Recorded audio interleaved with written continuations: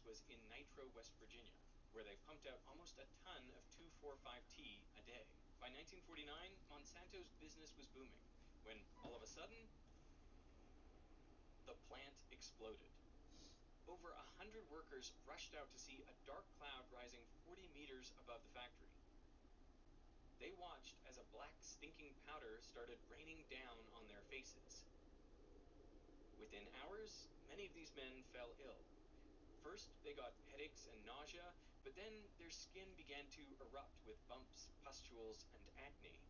The lesions on some of the workers' faces got so bad that Monsanto's on-site doctors had to peel off layers of their skin in an attempt to remove them. The doctors later noted that when these men are in a closed room together, there is a strong odor. They wrote, "We believe these men are excreting a foreign chemical through their skins." But neither the doctors nor anyone else at Monsanto knew what the chemical was, because both 2,4,5-T and 2,4-D were marketed as very safe. See, when the herbicides were first getting introduced, Jones, the original inventor, even remarked that he knew people who would accidentally drink or spray the herbicides onto themselves, and they suffered no ill health effects. They were fine. And one of the doctors, after him, remarked that, "I've personally taken 1/2 a gram of pure 2,4-D a day for 3 weeks. You judge the results." It was the 40s, so people were a bit crazy, but yeah, it seemed pretty safe. Back at Nitro, Monsanto analyzed all the other ingredients they were using to make 2,4,5-T, but they still couldn't find what was causing their workers' skin to erupt in this way. This is where their search seemingly stopped. With no culprit, the conditions at the plant stayed mostly the same, and Monsanto just offered their workers a choice. Either you'll keep on working with 2,4,5-T, or you can take the gate. For many, this was no choice at all, since there were hardly any other jobs in town.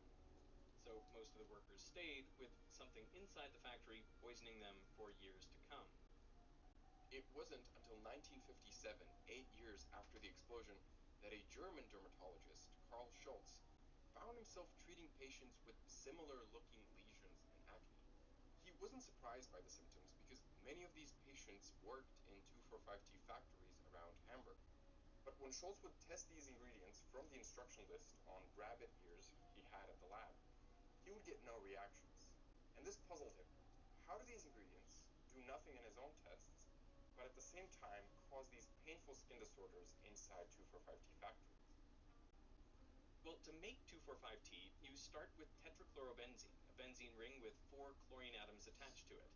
These chlorine atoms are very electronegative, so they want to steal electrons from nearby atoms. Luckily for them, the 6 carbons in the benzene ring are all sharing their electrons in these fuzzy donut-shaped clouds around the ring. That's what this circle in the diagram is meant to represent. The chlorine atoms pull on this electron cloud, bringing it closer to themselves, and as a result, the carbons in the benzene ring become slightly positively charged, and the chlorines slightly negatively charged. Now, if you heat up tetrachlorobenzene with sodium hydroxide, one of the negative hydroxide ions will want to bind to one of the slightly positively charged carbons in the benzene ring. And to do that, it forces out the chlorine atom, taking its place. This creates trichlorophenol, or TCP, a key ingredient in making the herbicide. From here, if you keep the reaction at 170 degrees Celsius, you can add a series of chemicals to grow out this oxygen tail into an acid, giving you 2,4,5-T. On paper, this is all there is. If you follow the exact steps here and control the conditions, then none of these ingredients will explain the horrible face eruptions that the Nitro workers were experiencing. But Schultz wasn't satisfied with this. Maybe the conditions aren't perfect. Maybe there is something in this process, some secret reaction that is contaminating the whole chemical supply. Ideally, the industrial process of transforming tetrachlorobenzene into 2,4,5-T should happen at 170 degrees Celsius, but if the temperature gets any higher, even just a few degrees higher, there is suddenly enough energy in the system for 2 molecules of TCP to fuse together. This creates a molecule commonly known as dioxin. It forms only in trace amounts, so you might expect to end up with roughly 1 or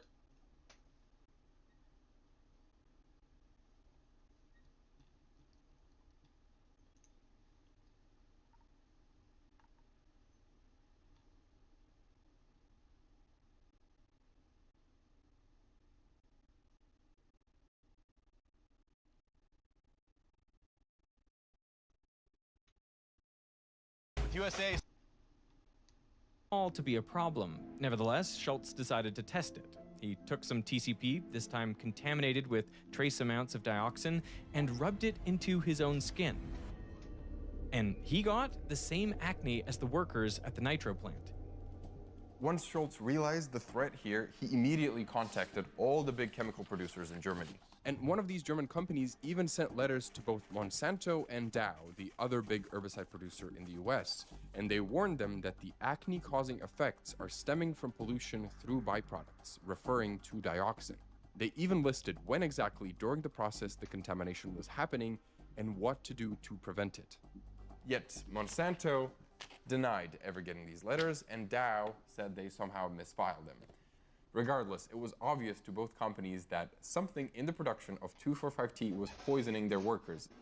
But Monsanto didn't warn the public about the danger, perhaps because the herbicides were about to make them a whole lot of money. In 1961, the president of South Vietnam was at war with the newly founded Viet Cong.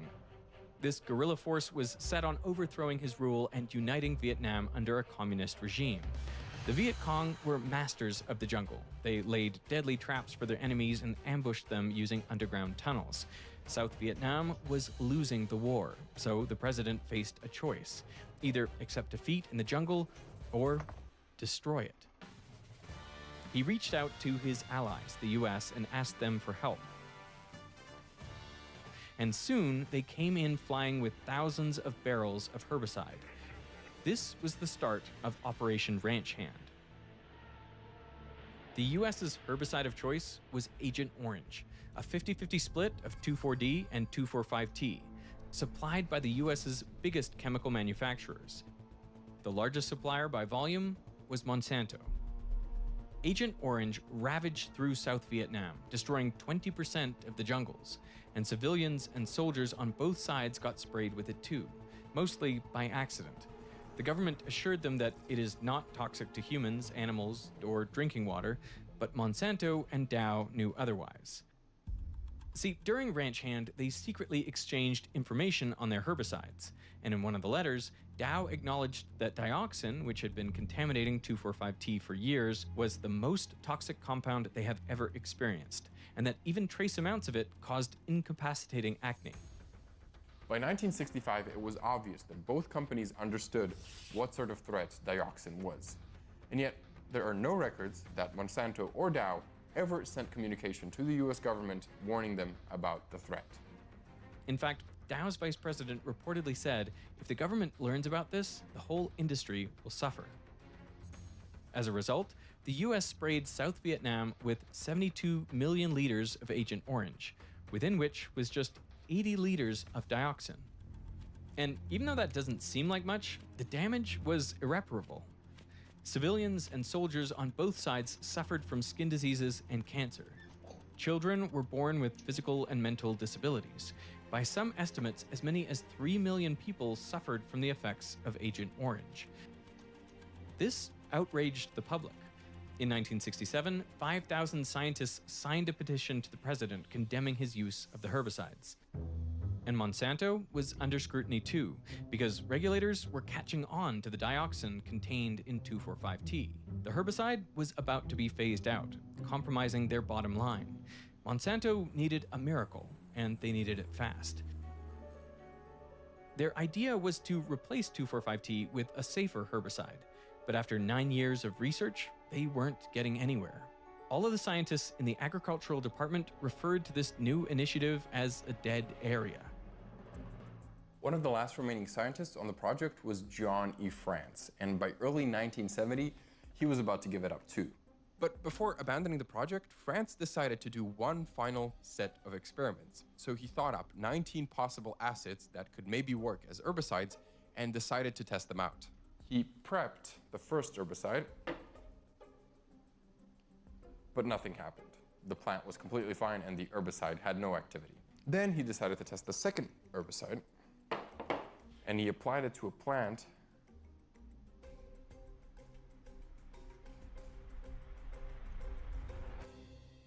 It was 10 times more powerful than any herbicide the team had ever seen, and allegedly, it made the plant super net. It made the plants super nasty. Oh, that was disgusting.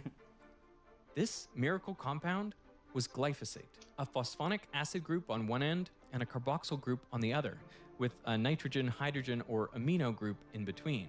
To make sure it was commercially feasible, France and his colleagues set up tests in these outdoor fields. And as one of the scientists was getting back to these test sites, he saw the results from the plane. It was clear as day. All he could do is write Eureka across the performance report.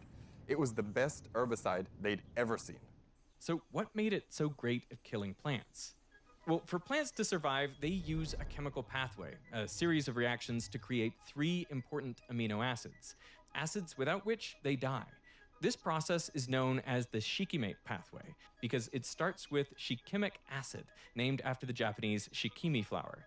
During one of the steps, 2 acids, S3P and PEP, need to transform into a third compound, but they can only do that with the help of an enzyme called EPSPS, which catalyzes the reaction and helps the 2 molecules combine. However, if glyphosate is present during this reaction, it will begin to mimic PEP because they have a very similar geometry. And because of that, glyphosate actually binds first to EPSPS, blocking it from acting as a catalyst. Now, the acids can't transform and the whole shikimate pathway is destroyed. Without it, there are no amino acids and the plant dies. Crucially, the shikimate pathway is unique to plants and things like bacteria and fungi. Humans and animals don't have it. In fact, we have to eat foods that contain these 3 amino acids.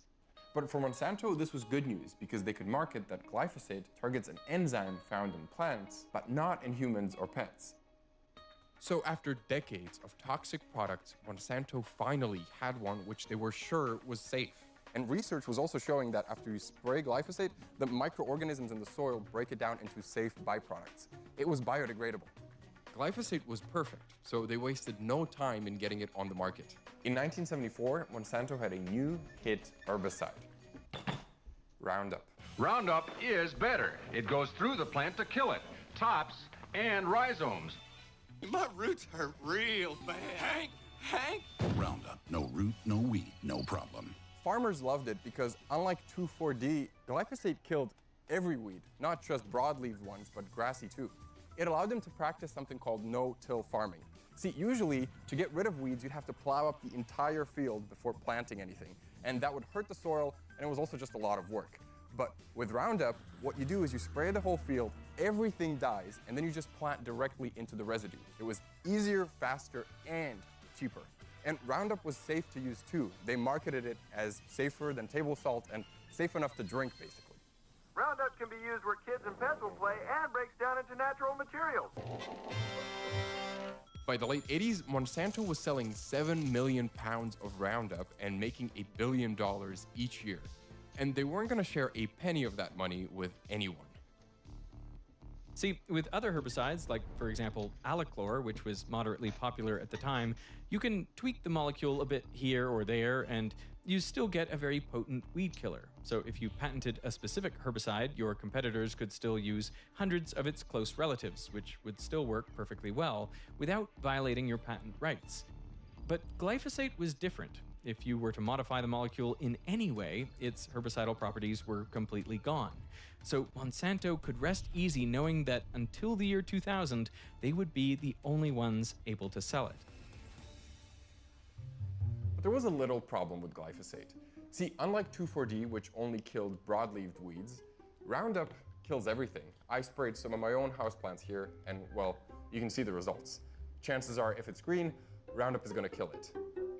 And this was a problem because farmers could only really spray Roundup on their field twice, either right before planting the seeds or right after a harvest.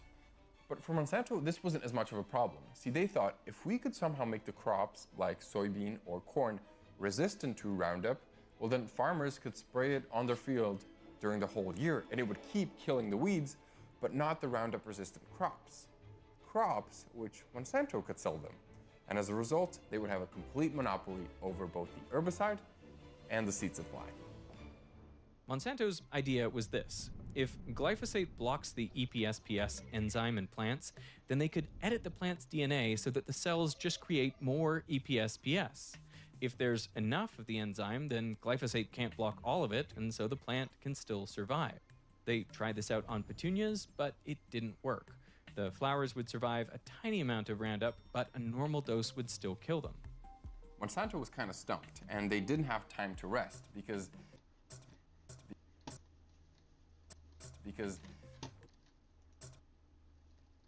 for 2 molecules of TCP to fuse known as dioxin. It forms only in trace amounts, so you might expect to end up with roughly 1 or 2 molecules of dioxin for every 100,000 molecules of 2,4,5-T. It seemed too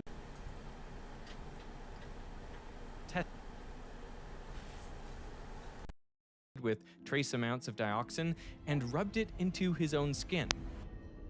And he got the same acne as the workers at the nitro plant. once Schultz realized the threat here, he immediately contacted all the big chemical producers in Germany.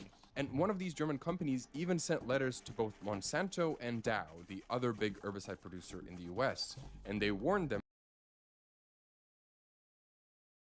through byproducts, referring to dioxin. The contamination was happening and what to do to prevent it. Yet Monsanto denied ever getting these letters, and Dow said they somehow misfiled them. Regardless, it was obvious to both companies that something in the production of 2,4,5-T was poisoning their workers. But Monsanto didn't warn the public about the danger, perhaps because the herbicides were about to make them a whole lot of money. In 1961, the president of South Vietnam was at war with the newly founded Viet Cong. This guerrilla force was set on overthrowing his rule and uniting Vietnam under a communist regime. The Viet Cong were masters of the jungle. They laid deadly traps for their enemies and ambushed them using underground tunnels. South Vietnam was losing the war, so the president faced a choice: either accept defeat in the jungle or destroy it. He reached out to his allies, the US, and asked them for help. And soon they came in flying with thousands of barrels of herbicide. This was the start of Operation Ranch Hand.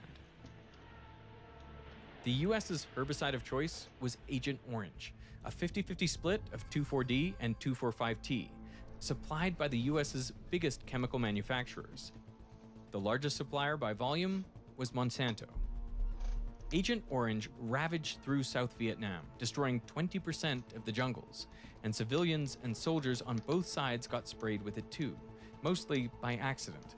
The government assured them that it is not toxic to humans, animals, or drinking water, but Monsanto and Dow knew otherwise. See, during Ranch Hand, they secretly exchanged information on their herbicides, and in one of the letters, Dow acknowledged that dioxin, which had been contaminating 2,4,5-T for years, was the most toxic compound they had ever experienced, and that even trace amounts of it caused incapacitating acne. By 1965, it was obvious that both companies understood what sort of threat dioxin was. And yet, there are no records that Monsanto or Dow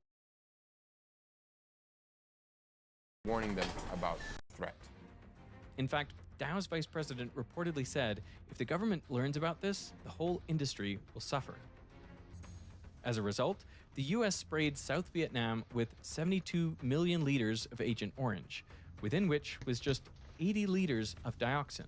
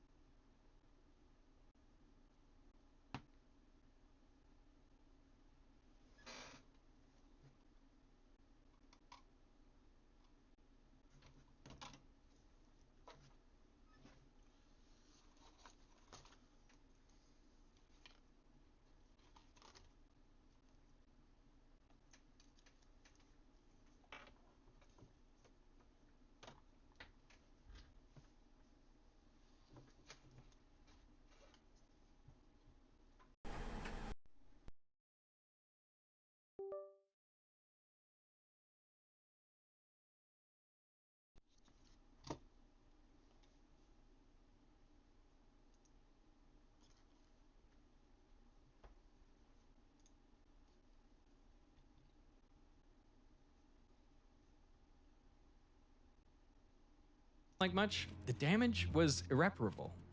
Civilians and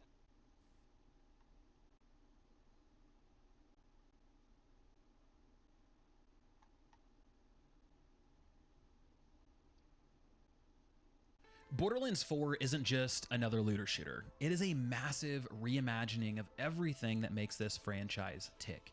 From a completely overhauled loot system, weapon customization, smarter enemies, smoother co-op, to a world that actually feels alive. This is the Borderlands evolution you didn't know you were waiting for. And today, we're talking all about it. Welcome to the Borderlands 4 Ultimate Starter Guide. Stick around because we're breaking down every system and feature that you need to know before you jump in. To get us started, let's talk about when Borderlands 4 is going to launch. This game's launching on September 12th, 2025 for PlayStation 5, Xbox Series X and S, and PC. Nintendo Switch 2 players can dive in just a few weeks later on October 3rd, 2025. All platforms are promised full feature parity, and yes, crossplay is enabled at launch for console and PC. But let's dive into the actual nitty-gritty of Borderlands. What are we going to be doing this time around, and how does it differ from Borderlands 3 and previous entries into the series?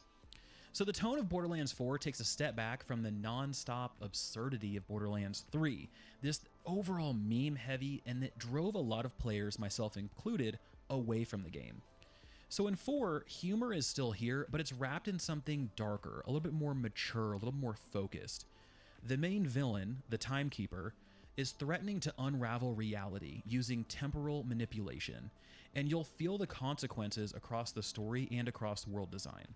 Expect heavier themes, things like regret, recursion, betrayal, but still with all of the wild personalities, meta jokes, over-the-top shootouts, those things are all going to still happen, but just know it's going to be wrapped and sort of draped in this darker and heavier theme. Claptrap is back, as always. He is this series' Mario, and he's going to return with a surprising emotional arc that gives the fan favorite bot some actual depth for the first time in the series. He's not just the person with the kick me sign on the back of them. He'll actually have a little bit of personality and growth, according to the developers. Now with all of that, let's meet the Vault Hunters that we get to play as this time around, because these are some of the coolest ones that we've seen so far. Let's get things kicked off with Eamon, the Forge Knight. So if you love being a wall between your squad and then all of the chaos of Borderlands 4, this guy is your dream pick. So Eamon's action skills are all about mixing tanking and explosive melee damage. With Crucible, he hurls a twin axe, dealing cryo damage on the way out and incendiary damage on the way back in, literally priming enemies to detonate when they drop. Scourge lets him raise a shield that soaks up incoming damage, giving him damage reduction, but then also allowing you to unleash a freezing shockwave once it's charged, locking enemies in place and setting up some really cool combos with your friends. And if you just want pure aggression, Onslaughter turns him into this rocket-powered brawler with a devastating punch. What ties it all together is his unique trait, Forge Skill. Depending on what action skill you're using, you get a bonus move, like Firewall, a barrier that buffs allies' shots, or Molten Slam, which crushes anything nearby under molten fire damage. So the overall vibe here with Eamon is for players who want to be loud, tanky, and incredibly hard to ignore. You're not hiding in cover, you are the cover. Next up is Harlow, the Gravatar. She is a battlefield scientist who turns physics itself into a weapon. And if you love gadgets and setups, this is 100% your Vault Hunter. This is the one I'm leaning. I'm sort of torn between Harlow and Vex. I've always played a Siren, but Harlow is really kind of pulling me over. So her action skills focus on manipulating enemies and space itself, to be honest. You have Chroma Accelerator. This skill fires an energy orb that chills everything in its path before detonating into a burst of radiation. You have another one called Zero Point that drops a stasis bubble that suspends enemies helplessly in midair, letting you just kind of pot shot them out of the sky. And then when it collapses, they slam down to the ground. So whoever's left over up there is going to come crashing down, and gravity is going to turn back on. Don't worry. And then there's the Flux Generator, which deals cryo damage over time while also shielding allies in its radius. Now, her trait is called Entanglement. And this adds even more kind of chaos to everything. And this is what really pulled me into Harlow originally. So enemies hit by her skills get linked together, and then they begin sharing damage across the whole group. So if you shoot one, you're actually hurting everything. Incredibly powerful for ad clear. This is the type of playstyle I really like. So this is what kind of, like I said, originally pulled me in. So if Eamon's vibe is unstoppable juggernaut, Harlow's vibe is battlefield controller. She rewards careful placement, timing, and just a little bit of mad scientist energy and just a little bit of experimentation. So if you're somebody who falls into that category, this is definitely the character for you. Next, we have Rafa, the Exo Soldier. This is one that I've heard a lot about from many other players, people that I work with, people that I game with. Everyone really seems to like Rafa. So he's an ex-TDR trooper who stole his own prototype suit. And if you're the kind of player who just can't pick one playstyle, this guy was made for you. So Rafa's kit is all about flexibility. You have arc knives. This equips dual energy blades, letting you go full kind of hack and slash mode before sending out like a whirlwind. If you want firepower, you have the Peacebreaker cannons to light up the battlefield with shoulder-mounted barrages, and with upgrades, you can even convert this into an auto turret. So for those of you Roland mains back in the day, you're going to have an auto turret back. Finally, you have the Apophis Lance. This turns his arm into a plasma cannon with multiple charge levels for pinpoint destruction, allowing you to deal maximum carnage. Now his trait, Overdrive, keeps the aggression rolling. You're kind of seeing a theme here through Borderlands 4. It seems aggression is something that they want every character to have, which is very, very Borderlands. So as long as any action skill is active, Rafa gains movement speed and also damage buffs. So the more that you keep things up, the more damage and more speed you're going to gain, and the more unstoppable he's going to feel. So Rafa is the Swiss Army knife of Borderlands 4. He's not the tankiest, not the flashiest, but if you like having an answer to every situation and you absolutely crave flexibility, Rafa is 100% your pick. And finally, we have the character that typically always gets the spotlight in Borderlands, the Siren. Meet Vex. The first Siren to actually focus and incorporate kinetic power into her kit rather than just pure elemental magic. In the past, it always seemed to be we're focusing on fire or ice or something elemental, but this time around we're focusing more on kinetic energy. So she's equal parts necromancer and ranger. And she also comes with a spectral companion named Trouble. It's like this like nine-tails tiger thing. Looks fantastic. And again, sirens are my jam, so Vex is really kind of pulling me towards that side as well. This is why it's so hard. I'm very split. So Vex's big mechanic is called attunement. So instead of locking into one element, she swaps between whatever element her weapon is. So if you have a kinetic weapon, you gain lifesteal. A corrosive weapon, you get splash damage, radiation, incendiary, shock, cryo, etc.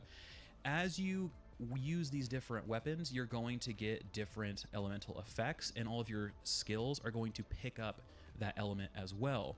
And then each attunement adds lasting effects, letting her kind of adapt mid-fight, mix and match. Then on top of that, she also specializes in minion summons and kill skills that chain buffs across fights, things like cooldown resets. You have, like I mentioned, lifesteal, so you get heals there, you can stack crit damage. It makes her a very, very strong snowball type character where it takes a minute to get her rolling and build up some combos, but once she does, she can deal some incredible damage. So if you love being flashy, if you like summons, minions, if you like kind of the whole Siren playstyle where you're this sort of like cosmic caster, Vex is hands down your match. Just be ready, because I think she's going to be one that's going to require a lot of cooldown and maintenance, a little bit more micromanagement to kind of make sure you get the most out of her. But if you do, I feel like she's going to top the charts. So if you're somebody who plays in a group, you're probably wondering, how do all four of these fit together? Well, Eamon holds the front line and keeps enemies busy. Harlow manipulates the battlefield, weakening, locking down groups, putting them in the sky, slamming them to the ground. Rafa flexes between damage, melee, and support depending on what's needed, and Vex overwhelms the field with lifesteal, minions, elemental chaos, all of it. So together, this is one of the most interesting and I would imagine most balanced Borderlands lineups yet. Solo players might find Eamon and Rafa more forgiving, while Harlow and Vex will truly shine in co-op with teammates who can back them up and help kind of support and set them up for some big damage. So for me, if I had to break these down for you guys, If you're somebody new to the series or you're new to Borderlands, Eamon's straightforward durability makes him a great starter. I would look at him. If you are somebody who is flexible and you want to be able to switch and kind of dip your toe in different play styles, Rafa's probably your guy. If you're a thinker who likes setting things up, like traps, like combos, those type of things, Harlow's gadgets are going to be your playground. You want to make sure to explore those. And if you want a high skill ceiling and crazy combos with a little bit more management, I think Vex will keep you hooked and be just enough for you to explore and figure out how to play. So that's who we get to play as. Now let's talk about the hardware they get to use. So Borderlands 4 features 8 fully supported weapon manufacturers like the previous games. We have Jacobs, which is our critical hit powerhouse. High damage, no frills, very straightforward. There are Tediore. You can reload this weapon by throwing it. It turns every mag dump into a tactical explosion or a turret, one of the more creative things that we've seen in the Borderlands series. Maliwan, elemental beasts with dual fire mode options. Torque, obviously, stick bombs, big boom, perfect for splash builds, things you want to see go boom, explode. Vladhoff, high fire rate with alternate barrels, underbarrel attachments, a lot of things you can do there. And then we have some new ones to the series. We have Order. This is an energy chaining weapon that excels in crowd control. And we have Daedalus, which is a tech-heavy and adaptive based on player movement. So different ways you move, slower, faster, is going to affect the fire rate of this weapon. We also have Ripper, which is a melee integrated firearm that combo with close range finishers. Reminds me of Gears of War. And then you have 3 brands that are only appearing as weapon parts this time around. So you have Hyperion, which is accuracy over time, plus the shields. You have your COV, which is endless mags, but they overheat. And you have Atlas. These are the smart bullets and the enemy tracking perks. So I say that these only show up as weapon parts. Let's talk about why. So Borderlands 4 has a new system called the Licensed Parts System. And this lets weapons drop that combine traits from multiple brands. So for instance, you could find a Maliwan pistol with a Tediore reload and a Hyperion stabilizer. Hybrid weapons that feel unique, and I'm not going to say they're build defining, but they're just different. It's something that is going to be a new complexity, a new wrinkle that you can work into whatever you find. So for instance, let's say you really love the Tediore reload. You can have that with the Torgue kind of big boom mentality. So there's a lot of different really cool things you can do, and I think it's going to make weapon drops a little bit more interesting. And don't worry, we still have the classic Borderlands billions of guns that are in the game, right? Loot is still king in Borderlands 4, but the systems have been refined for better pacing and more meaningful rewards. Let's get to it. So 1, grenades and heavy weapons now operate on cooldown systems, freeing up inventory slots and encouraging smarter usage. The new firmware mod system rewards matching sets. If you collect 2, 4, or 6 gear pieces from a specific firmware type, you can unlock passive bonuses, just like you would see in other games. Division is a good example. You go get that set bonus, and then suddenly your build comes online, and you're able to do some really cool stuff. For the first time, Borderlands 4 is adding that as well. Gear can also be, I'll say, modded.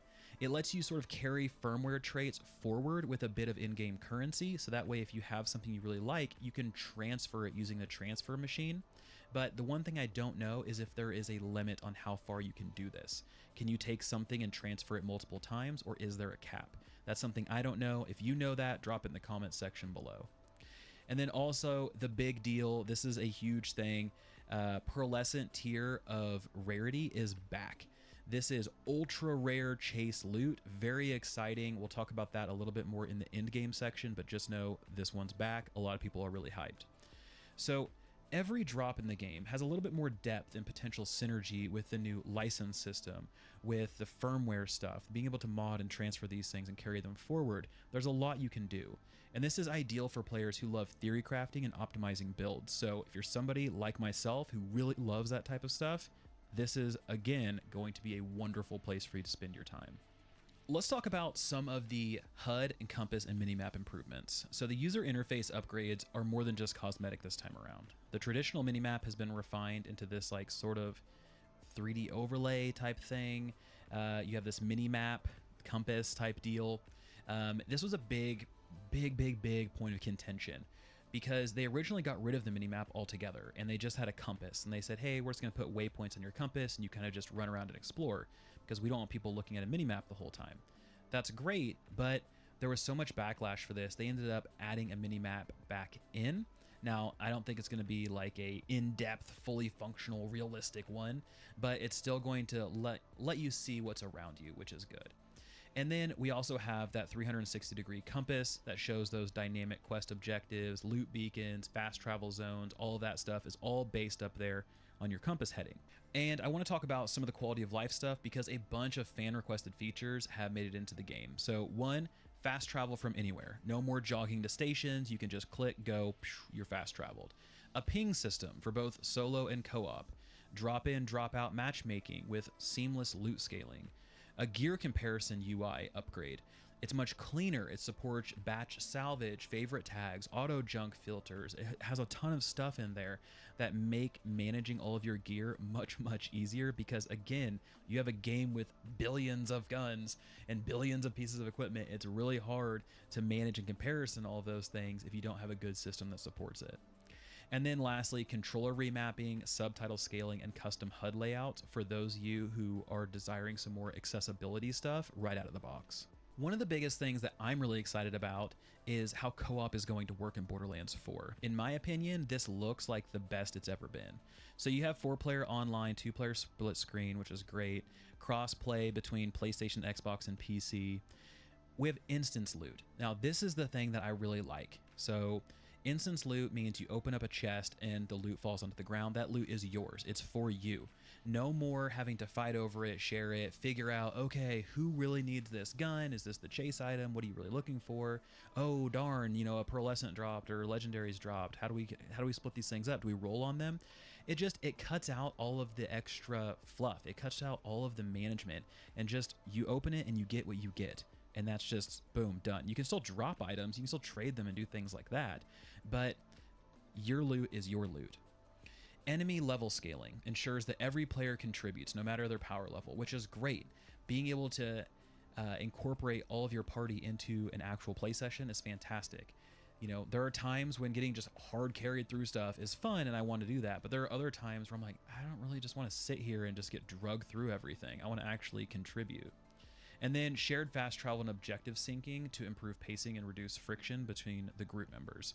So being able to actually be on the same page, fast travel together, all of those things. Now, with all of that stuff out of the way, I want to talk about endgame and what comes next, because to me, this is one of the most important things.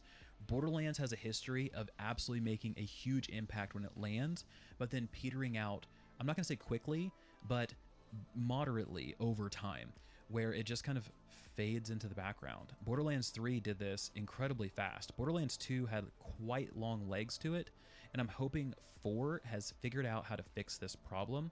Let's talk about what they're doing from endgame as well as go over their post-launch roadmap. Now, on paper, this is the most ambitious endgame plan we've ever seen for the series.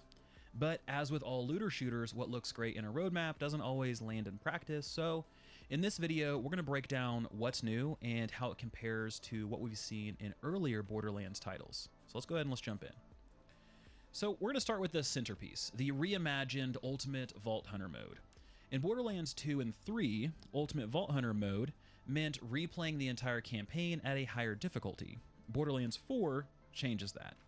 Once you finish the story, this new mode unlocks immediately. You can even start a new character at level 30 to skip straight to the end game. Thank goodness. There's one thing that annoys me about this new kind of seasonal model that all of these different looter shooters, top-down ARPGs sort of embrace, and that is you have to run through the story multiple times, you will enjoy the story, you will spend your time there, and you will like it. And it just is such a burnout. It's brutal. So being able to skip straight to the end game, bravo, claps all around, love that. And instead of just scaling up health bars, this new mode has 5 escalating tiers that are unlocked through curated mission challenges. Each tier ramps up the challenge and the rewards. We also have a new twist that gets added in, and that's the new firmware system. So gear like rep kits, ordnance, class mods, and shields now carry set bonuses, minor, major, and full. These bonuses can be transferred to other items using a transfer machine, giving you more control over your builds. Think of these literally like sets. If you think of any other game like a Diablo or Destiny or Division, then you go and you collect pieces of a set. Once you collect enough of them, then you unlock specific bonuses. This is a similar system here. On top of that, a new specializations tree unlocks after the campaign. You can think of it like Guardian ranks from Borderlands 3, but heavily expanded.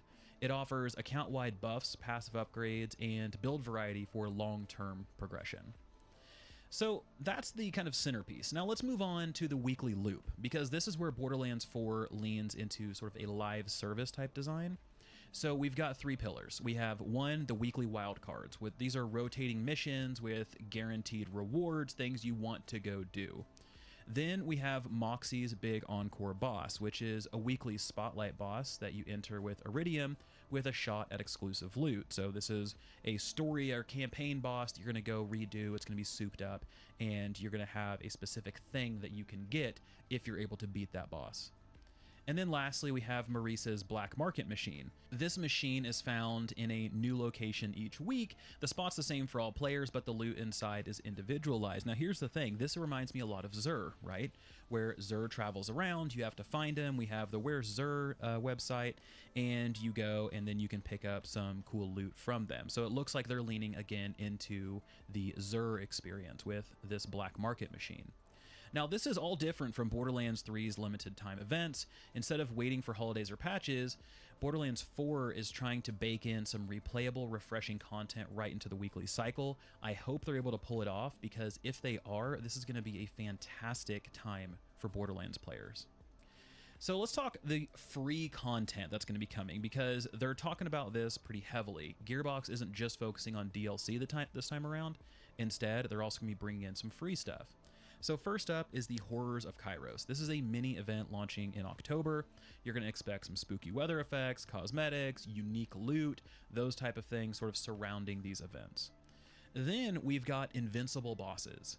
These are apparently raid-style encounters that drop the highest tier loot. These will be added later in 2025, and according to online sources, they are farmable. Fans of Borderlands 2 will remember how core farming Invincible Bosses was the long-term grind. This is going to be the same thing here. Now, the thing that's going to be interesting, and I want you guys to pay particular note to, is that this is not coming until later. A lot of these things are not going to be available right when Borderlands 4 launches. So right when the game launches, a lot of this stuff is going to be in the near future. So be prepared for a little bit of a, I'm going to say like a boring kind of cycle at the end game until some of these systems come online and until we're able to get into some of this content. I don't want you guys to go into this thinking all of this stuff is available and it's going to be just this wealth of things to do. Instead, we're going to have to be a little bit patient, and we're going to get these things as they become available. Next, let's talk about one of the biggest things in the game. This was a massive announcement. If you look at all of the big Borderlands creators like Epic and Moxxi and Joltsdude, they are over the moon that Pearlescent is back. So Pearlescent is a rarity that sits above Legendary. These are ultra rare chase items. These haven't appeared since Borderlands 2, and it's coming back in a free update in early 2026, bundled with the Bounty Pack 2. So again, not coming right when the game drops, but instead we can look forward to these. I would imagine end of 2025 into early 2026. We'll see. They might drop them a little bit early, but Pearlescents are the ultimate chase items. So if you're somebody like myself, I've drifted from Destiny because the loot chase is gone. All of your exotics, all of your top end gear, it's all tied to quests. There isn't anything that is like a, oh my God, I cannot believe that just dropped. Instead, it's, woohoo, I finally managed to grind my way through that quest and I got my reward. I'm so excited. It just, the wow factor is gone. So I'm glad Borderlands 4 is going this direction, because this is exactly what this franchise needed. Now, of course, Borderlands has always lived on DLC, and the fourth one is no different. We have bounty packs. These are smaller expansions that add new missions, a boss fight, legendary gear, cosmetics, vehicles, vault cards. The first one is going to arrive towards the end of this year, the second one in the beginning of 2026. And then we also have story packs. So the first one is Mad Ellie and the Vault of the Damned, launching in early 2026. It's a cosmic horror themed. I love it. I cannot wait. I'm hoping there's a lot of Lovecraftian stuff there. It's featuring Ellie and a new region to explore. Very excited there. So together, this mix kind of creates a roadmap that stretches well into 2026, and I'm guessing they probably have stuff even further planned out. I'm really loving what Borderlands 4 is shaping up to be, and I hope they continue on this pace, because if they do, this will be one of the first Borderlands games that has more staying power. Borderlands 3 really missed the mark in a lot of areas.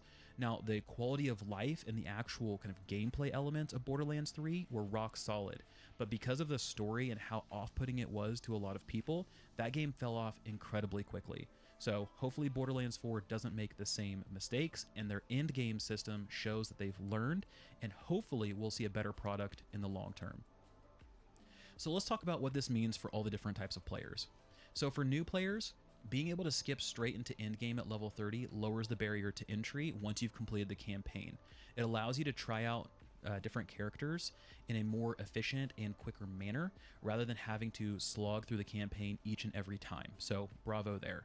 For veterans, seeing Pearlescence, Invincibles, and weekly loot refreshes mean a steady chase and something that you're going to be able to dive directly into and hit the ground running. For those of you who are skeptical about the game in general, the roadmap looks ambitious, but Borderlands 3 proved execution matters because it missed the mark. And if the rewards don't feel worth it, the weekly grind won't land either. So by them going and providing this roadmap, this seems like they've learned. We'll find out. Like I said at the beginning of the video, on paper it looks great, but the execution piece is the most important thing that we can see. So Borderlands 4 is aiming high. We have a streamlined endgame, weekly rotating content, invincible raid bosses, pearlescent loot, and a DLC roadmap going deep into 2026. But the question is, will Gearbox deliver on this ambition? Or will Borderlands 4 stumble the same way other looter shooters have, over-promising and under-delivering? So guys, with systems this polished, Borderlands 4 is shaping up to be one of the most accessible, rewarding, and modern entries into the series yet. Loot feels meaningful, combat looks fun, it flows, it has some oomph to it, multiplayer is more inviting than ever. There's so much in Borderlands 4 that looks and sounds good. Now, just like I mentioned with Endgame, will they execute? That's the biggest thing. You can put whatever you want on paper. That's fantastic. But until you actually deliver on that promise, it doesn't really mean much. So guys, I'm curious what you have to say. If this helped prep you guys for launch, make sure to hit that subscribe button, drop a like, check out our...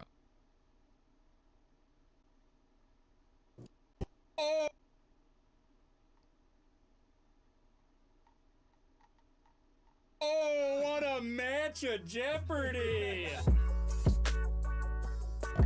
What's up? You're watching Hive Mind, the most skeletal show on the internet. My name is Riley Zucker, my redundant co-host Graydon. And now I do it and I do it and I do it again. And today we're playing another episode of Hive Mind Jeopardy! If you haven't seen it before, it's 2 boards of trivia and a final Hive Mind Jeopardy question. The smarter person will win.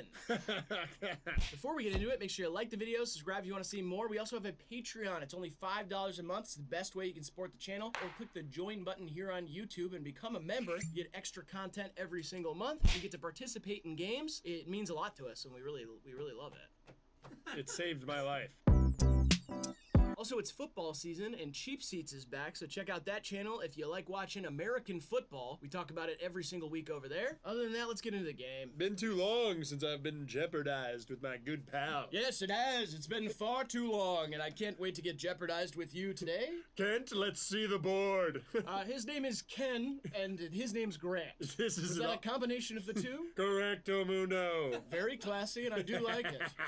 All right, buzzer's out. Get your buzzer. It's a corn dog. The power of imagination, it can be anything. Mine's a microphone. Hello.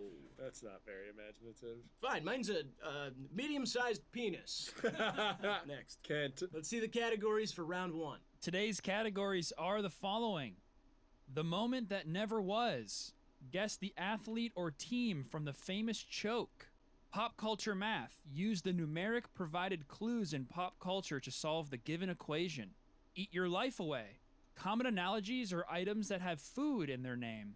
Album feature frauds. Given a list of features, pick out the artists who were not listed on the provided album track list. Be the doctor. Provided the symptoms, name the illness or condition. And finally, potpourri. This is our music trivia category. Awesome, I like it. We got a WebMD sort of category. I can't be the doctor because I fucked the doctor. That's a classic bit. And for my Marvel fans out there, he gave that Doctor Strange. What? Doctor Strange is one of the characters. I gave the Doctor Strange? Yeah, isn't it? No, the Doctor's hootenanny would be the Strange. Like, I'd be like, oh, I got some Strange last night. And you'd be like, from who? And I'd be like, the Doctor. Okay, but you'd admit your cock is strange. No. Yeah, it's unusual. It looks like a porcelain dolphin, but I don't understand how that's unusual. Listen, enough of this. Yeah. Let's get you pick. Okay, let's go be the doctor for 3. Immobility, hallucinations, fear, and anxiety. Graydon. Sleep paralysis? That is correct. Oh my gosh, that's not real though. What? It's a that's something people made up. You made no. No, that's people having vivid dreams. It's people who people detoxing from marijuana addiction. Oh, okay. Well, Riley says it's fake, so let's get that off the board. And no points for me. How's that? Is that good? Sounds great. All right, sweet. Sorry about that. Yeah. Didn't know. You know what? None of us had any idea that that was a made-up thing. That you were a doctor. There's a lot of stuff that's made up. Dr. Savage. Irritable bowel syndrome, asthma, eczema, all that stuff's made up. Homosexuality. Yep. Postpartum depression. Post-party depression for me. Let's keep it going. All right, where are the afters at? Let's go be the doctor for 2. Itchy ear, fluid coming from ear, discomfort that's made worse by pulling outer ear. Graydon. An ear infection. That is incorrect. Oh, damn it on the shit. I'm gonna not do it. No, thank you. Is it a ruptured eardrum? What is it, Grant?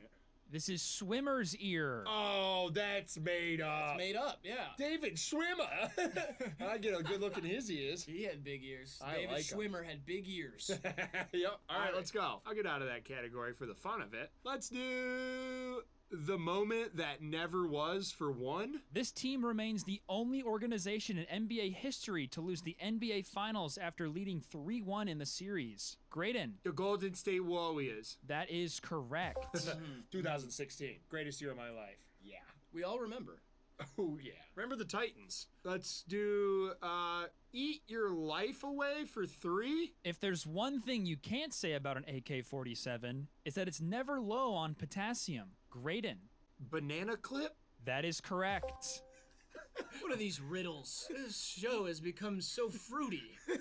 And yes, that was a pun on banana clip. Nice. Bananas are barely fruits. What is that supposed to mean? I look at like a fruit and I see a banana and I'm like, yeah, it's like if I was the doorman at the fruit club, I'd be like, hey. In San Francisco, maybe. Yeah, West Hollywood. Yeah. Who'd you bring with you? Right. And he'd better be with like some raspberry or a pomegranate or like an apple. Is it the shape or the color? Kind of the consistency. Okay, yeah, it is mushy. I feel like it could be a starch. Yeah. Or something. It's like a sweet potato. I understand. Right, yeah, you do. I knew you would. Yeah. Yeah. All right, let's do eat your life away for 4. Yes. I'd like to make it a true daily double, Kent. New rule. The top section of the theater is now reserved for legumes only. It's a peanut gallery. That is correct. Nice. Fantastic work. Thank you. You got 10 points. Penis gallery. That's what Pee Wee Herman called it when he went into that theater to jerk his chain. He was sitting in the penis gallery. Pee Wee Herman masturbated in a dirty flick theater. Yeah, during Saving Private Ryan. Let's try the doctor for 1. Sore throat, fever, swollen lymph nodes, headache. Graydon. Strep throat? That is correct. Okay, cool. Yeah, good work. Nice. I have yet to buzz in. I will at some point. This show usually has 2 people on it. So far, it's just been 1. That's okay. I'm only touching the categories I want to, so you're going to get into yours later. Right. I would love to pick a category, but let's get into the moment that never was for 5. In the heat of a title race, this Liverpool legend slipped, causing them to concede and lose to Chelsea in a vital fixture in the run-in. Oh. You started watching soccer like 2 2 weeks ago. Yeah, so I feel like we both pass on this one, maybe? Yeah. Is it James Milner? Who is it? This is Steven Gerrard. Steven Gerrard. Oh, yeah. Duh. Gerrard. More like Gerard Stevens. What? More like Gerard Stevens. be like a different name. It's like if his name was backwards or whatever. When Elaine comes into the apartment, you know Gerhard. They had a lot of sexual tension. Yeah, I think they did have sex. Oh, no way. I think so. Hell no. Who was doing the Kramer? Kramer, you never really get to see his gals. I feel like you mostly see George's gals and Jer's gals. I fucked the Kramer. All right, next. Let's go doctor for 4. God, this is so boring to watch, I assume. Based on this image, what type of bug bite is this? Riley. Mosquito bite. That is incorrect. Fuck you. Graydon. Say a spider bite. That is correct. Hey! It's a spider bite. That's the kind of bite that'll give you superpowers. Yeah, in movies. Other bites that will do that is a coney dog. First bite of a coney dog gives me superpowers for about 24 seconds. I've calculated it. You do like a stopwatch thing, or like? Yeah. What are the powers? Jump in, big jump, and no fall damage from big jump. Yeah. And I can blink loud. What does the blink sound like? Sounds like a shotgun it being sounds racked. like, sounds like a cock. Well, it sounds like a cock. Yeah. Pop culture math for 2. How many things I hate about you plus what number Taylor Swift's fiance wears? Riley. 97. That is correct. Finally. He wears 87? Yep. And 10 things I hate about you. Well, I know that, obviously. I know, but I have 10 new ones. Oh, really? You know the first 10, but I've come up with 10 more over the past couple of months. Is it the superpowers? No, I just learned about that now. Is it the fucking the doctor? No. Really? Those are things I like about you. Really? Is it the stink? Next, pop culture math for 5. What year the film Paul released, plus how many times Jennifer Lopez has been married? Why would I know the year Paul was released? Of course I know how many times J-Lo's been married. Right, obviously. Everybody Paul. knows that. It's not even a forgettable film. It's just like, why would I know the year? I feel like it's like 2011, but that's all I got. Yeah, I think it's earlier than that. I don't care. We're not going to guess for this. Let's hear what the answer is. This is 2015. Oh, was you were right. Yeah. It's on the money. Yeah. Yeah, fuck me. All right, back to the board. I will go with Potpourri for 2, please. This musician and Wednesday actor recently did an in-game partnership with the Roblox game Dress to Impress. What's Wednesday? Wednesday is the Netflix show starring Jenna Ortega. Oh, shit. Roblox partnership. Roblox is for babies. Roblox is like, for some reason, adults play it too, though. I know, I played it. Yeah, what the hell? What the fuck? I don't know. I don't know. Fuck's up with that? I have a guess, but I'm not gonna say it. Okay, I do not have a guess, so I have nothing to say. This is Lady Gaga. No! What are you upset about? I don't know. She's just so beautiful. I don't see her deduced to squares. She's so beautiful? She's so beautiful. I think you said beautiful. Whatever. I kind of like that. She's so beautiful, I don't want to see her reduced to blacks. Okay. It'd be a shames. I'm good at speaking. Thank you, Daddy. Potpourri for 3. Highest to lowest, the newest Spike Lee joint remakes the Akira Kurosawa classic High and Low and stars this New York-born rapper, Graydon. That'd be ASAP Rocky. That is correct. Yes! I buzzed in as soon as he was finished speaking, and I felt like I still didn't get the buzz. Well, because I beat you. Yeah, but you're allowed to buzz in before Kent stops speaking? I think I buzzed in right as he finished speaking. No, just I a did. little.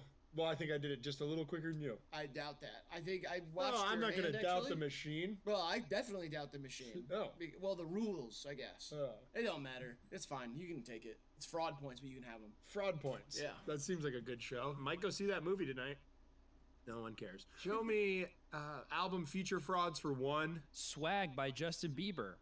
Rob 49. Drewski. Lil B. McGee.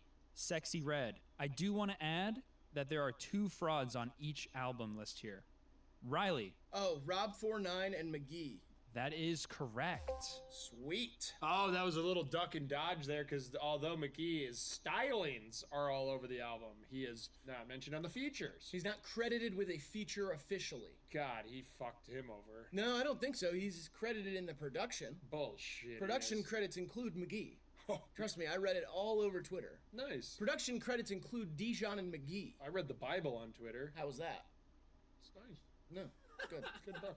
Good thread. It's long. Let's do album feature frauds for 5. Bangers by Miley Cyrus. Britney Spears. Rick Ross. Future. French Montana. Cobra Starship. I ain't gonna guess. I know one of them, but there's 2 in each. I'm not gonna risk it. 5 points is too many. It's too many. I agree. Kent, what's the answer? Rick Ross and Cobra Starship. Yeah, I wasn't gonna do it. I was thinking the complete other ones. I knew Rick Ross wasn't on there, but I couldn't decide between Cobra Starship and Britney Spears. It's a tough decision. Not when it comes to which song I'm gonna play next, though. Yeah, because those aren't songs. I wouldn't have to make a decision. I'm sure there's 2 songs named that. Idiot. You think there's a song called Cobra Starship? Duh. I think there's definitely a song called Britney Spears. Yeah, Uzi. Right. Let's do album feature frauds for 4. Positions by Ariana Grande. Ty Dolla $ign, Brandy, The Weeknd, Pharrell Williams, Doja Cat. I know one. Joe bitch ass don't know the other. I wish Cat Williams was on there. Instead of Pharrell Williams, it was Cat Williams. Instead of Doja Cat, it was Cat Williams. Doja Cat Williams. Yeah, I get it. No! Are you alright, my brother? I don't think I'm okay. Yeah, I'm not gonna guess it. This is a difficult ass category. You're scared. I thought it was gonna be easier. Kent, what is it? This is Brandy and Pharrell Williams.